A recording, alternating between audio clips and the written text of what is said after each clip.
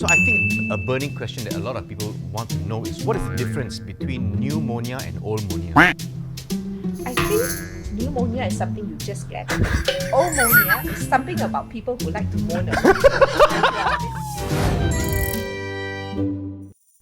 Hello again, Prof. Tan. Now, last time we spoke, I remember this very clearly. You mentioned that pneumococcal pneumonia, the symptoms are coughing, difficulty breathing, and I remember thinking, very common way, these symptoms. That's right? a really good point. So, are there any other signs that we can look out for? Well, actually, many of the symptoms of pneumococcal pneumonia can be mistaken for a common cold or a flu. So they'll just say, actually, yeah. Grandma just got a cold. But the symptoms of pneumococcal pneumonia, they can come on suddenly. Yeah, and rather than just cough or shortness of breath, they might have a fever, chills, or rigors.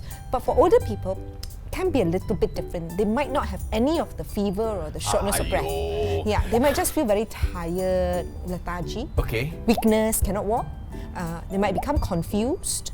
Or Confusion. Confusion. Like their thoughts are a bit affected. That's right, yeah. And then reduced appetite, so not eating or drinking. Okay. So a lot of us now know that vaccines are not just for babies, not just for children, because, last time we think that babies need to get all the jabs in the hospital, or when you're in primary school or standard 3 or standard 5, you go for your injection, right?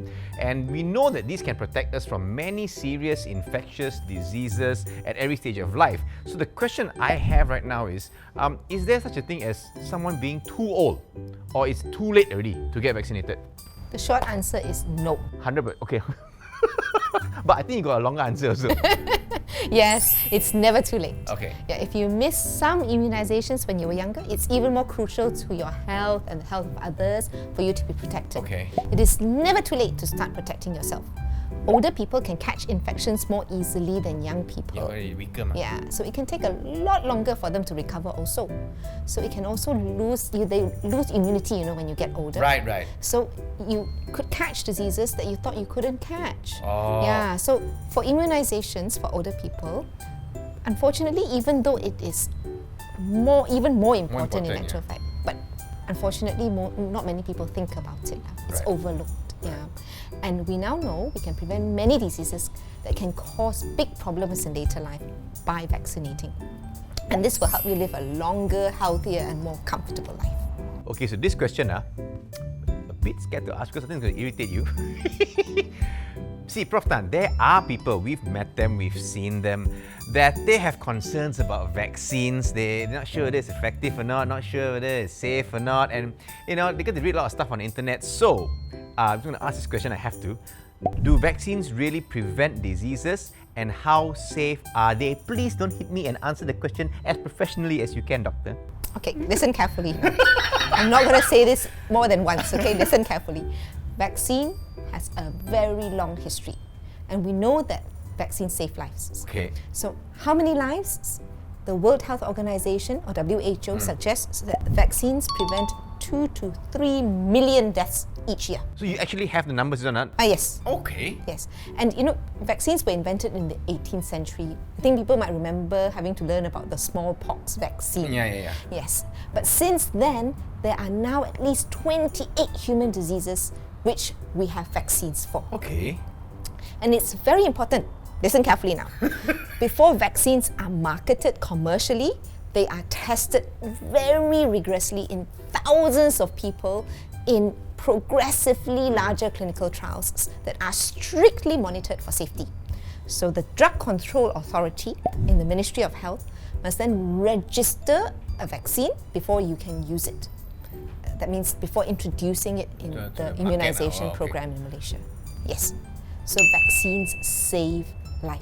So apart from vaccines, we've also heard a lot of talk lately about booster shots. Now, is this something that is required for pneumococcal vaccination? Because I don't really understand why some vaccines require booster shots and some take once and don't need really. Okay, so different vaccines provide different amounts of protection for variable amounts of time. So this is because of the different ways they are made. So some vaccine you only need to take once, gives you lifelong immunity and can protect you up to 30 years. But for the pneumococcal vaccine, it depends on your age, depends on the type of the vaccine you have taken, and also whether you have certain medical conditions or not. Oh. So the best thing to do is to actually consult your doctor about the options, and you can get vaccinated any time of the year, so don't wait to actually consult a doctor. So, Professor Tan, based on everything that we've spoken about, and I may be a dungu, but even I can tell that vaccines offer prevention, and prevention is better than cure. So, what would your final message be to everyone watching this video? My message is still the same. Vaccines lower your chances of getting sick. Vaccines lower your chances of spreading certain diseases. Vaccines are a good option to protect your health. So in addition to hospitalization, the pneumococcal infection will also spread to family members and loved ones, such as babies and the people who have weaker immune systems. Right. So ask your doctor today how you can protect yourself and your loved ones from vaccine-preventable diseases such as pneumococcal pneumonia. So basically, if I can paraphrase, it's no procrastination for vaccination, correct? Totally. Thank you so much for this really insightful chat. I think I learned a lot about it. And Pa, if you are watching, when you want to see doctor, we are definitely going.